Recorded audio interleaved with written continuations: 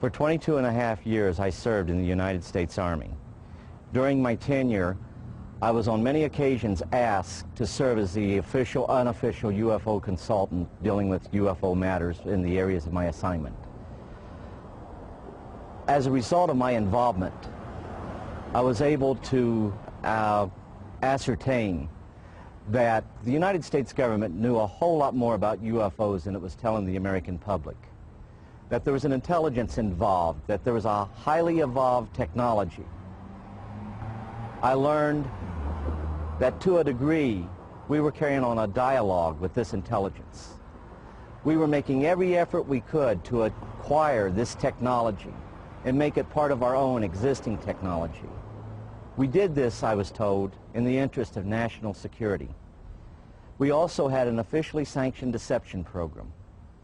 This was in total disregard as to the impact this would have on the individual witnesses and also on their families. This ultimately led to my disillusionment with the program and my involvement in it. I sincerely feel that no government has the right to destroy the lives of the people which it is supposed to serve. While I was in the military and I got to the point where I was no longer interested in trying to be part of the program and actually was going against the program,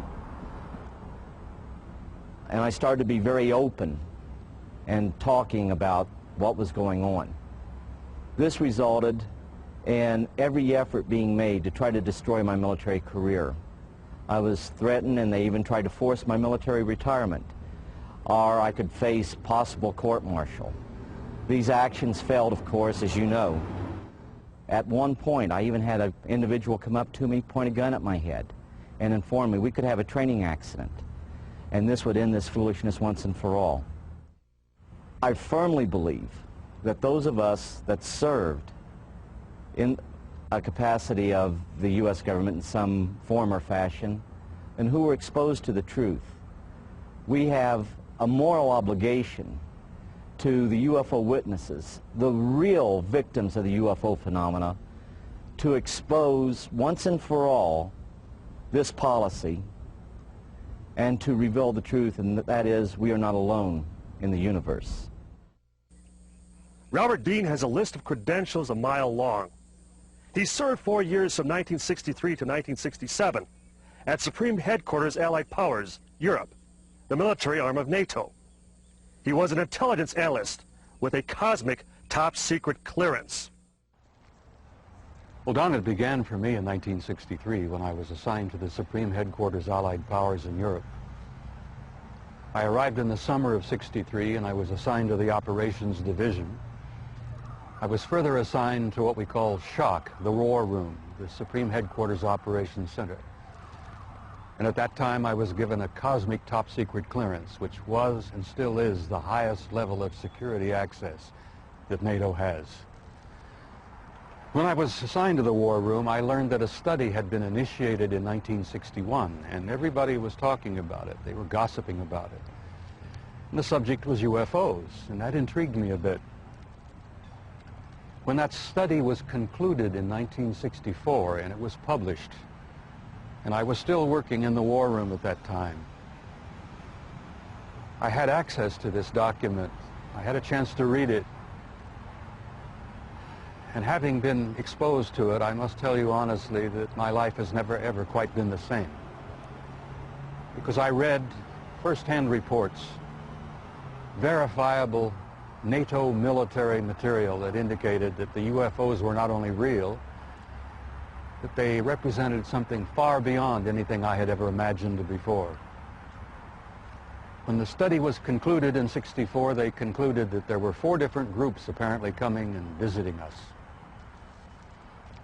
Out of those 4 different groups, one group looked exactly like we do, so much so that they could sit beside you in a restaurant or in an airplane or in a theater, and you'd never know. And that particular point bothered the military guys a lot. The point being that some of these people from somewhere could be walking up and down the corridors of SHAPE headquarters, or they could be walking up and down the corridors of the Pentagon. One day at lunch, a lieutenant colonel made the remark, he says, Jesus, do you realize they could even be in the White House? And there was a little forced laughter at that point, I remember, because a lot of us over the years have had some misgivings about the occupants of the White House. But the point I'm making is that the idea that aliens could be here in our midst bothered the military, because if you're not paranoid when you go into the service, you're certainly trained very quickly to be so. It's the nature of the military mind, I think, to be paranoid. But that was only part of the story. The SHAPE conclusions in '64 were that there were 4 groups that we knew of.